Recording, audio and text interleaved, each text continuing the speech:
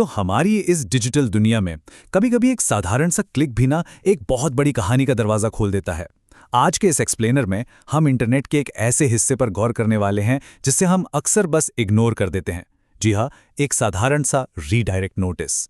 ऊपर से देखने पर यह बस एक बोरिंग सा टेक्निकल मैसेज लगता है ना, जो हमें बताता है कि हम एक वेब पेज से दूसरे वेब पेज पर जा रहे हैं।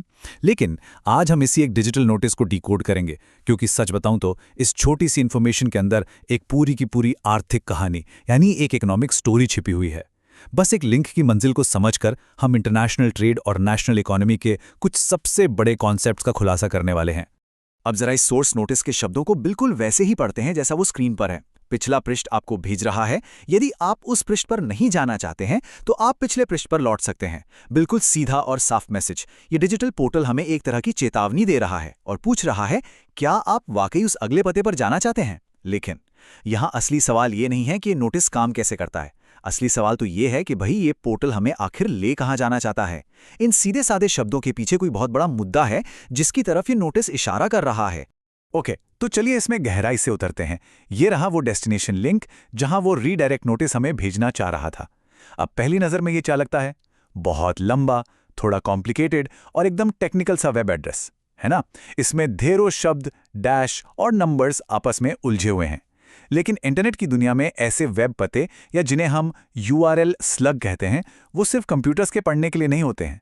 इन्हें इस तरह से डिज़ाइन किया जाता है कि इनमें पूरी की पूरी कहानी का सार समा जाए। लिटरली इसी एक लिंक के अंदर एक पूरे के पूरे इकोनॉमिक एनालिसिस का ढांचा मौजूद है। अब अगर हम इस वेब एड्रेस की बनावट को थोड़ा ध्यान से तोड़ें तो इसके टेक्निकल हिस्से को और हमारे पढ़ने लायक हिस्से को अलग-अलग किया जा सकता है। एक तरफ वो कच्चा अनब्रोकन लिंक है जिसमें सारे शब्द डैश के जरिए बंधे हुए हैं। लेकिन जैसे ही हम दूसरी तरफ देखते हैं, वो टेक्निकल आवरण हट जाता है और मेन टॉपिक बिल्कुल उभर कर सामने आ जाते हैं। यहाँ हमें PM मोदी, सोने की खरीद के खिलाफ अपील, 5 प्रमुख कारण, आयात, विदेशी मुद्रा भंडार और रुपया संकट जैसे भारी भरकम शब्द साफ दिखाई देते हैं। तो आप समझ रहे हैं, ये सिर्फ एक वेब एड्रेस नहीं है, ये तो एक पूरे आर्टिकल का ब्लूप्रिंट है।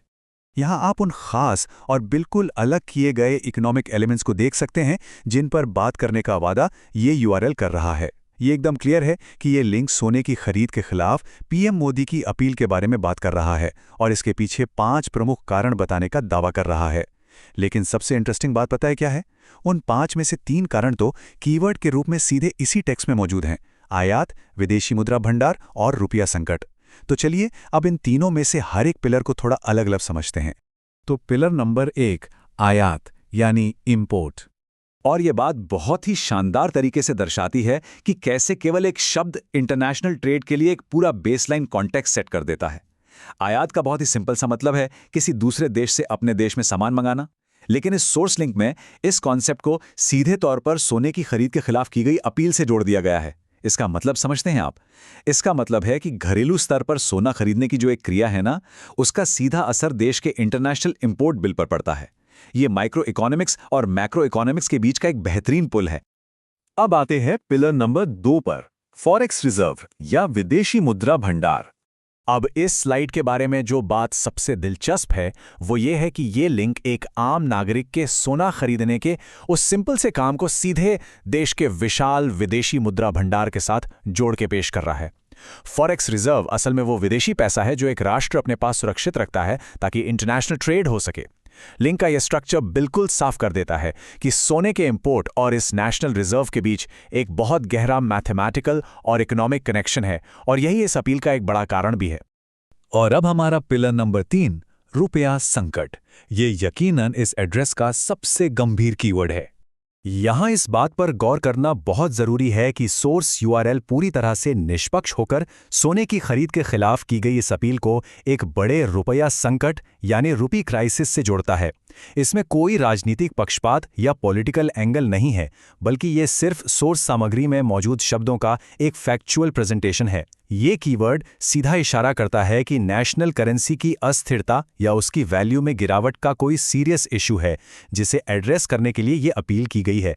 मतलब ये सीधे सीधे देश की मुद्रा की हेल्थ से जुड़ा मामला है। चलिए आगे बढ़ते हैं और देखते हैं कि ये पूरी बात कैसे बिल्ड होती है। URL स्लग में जो डैश दिए गए हैं, अगर हम उन्हें फॉलो करें तो इन सभी कॉन्सेप्ट्स को एक लॉजिकल चेन में पिरोया जा सकता है। पहला कदम, सोने की खरीद के खिलाफ अपील।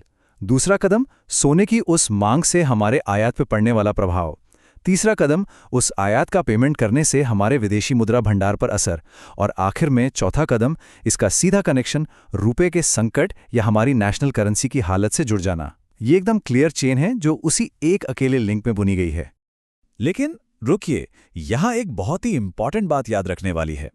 लिंक के टेक्स्ट ने हमसे साफ साफ 5 प्रमुख कारणों का वादा किया था, राइट? लेकिन जैसा कि हमने अभी एनालाइज किया, URL स्ट्रिंग में हमें सिर्फ 3 ही कीवर्ड्स साफ साफ दिखे: आयात, विदेशी मुद्रा भंडार और रुपया संकट। तो यहाँ तो एक क्लियर गैप है। तो सबसे क्रूशियल पॉइंट ये है कि इस लिंक के पीछे छिपे वो बाकी 2 प्रमुख कारण आखिर हैं क्या? जो 3 कारण हमें सामने दिख रहे हैं वो तो चलिए बड़े और स्पष्ट इकोनॉमिक इम्पैक्ट्स हैं, लेकिन बाकी के 2 कारण वो तो उस लिंक पर क्लिक करने के बाद ही पता चल सकते हैं।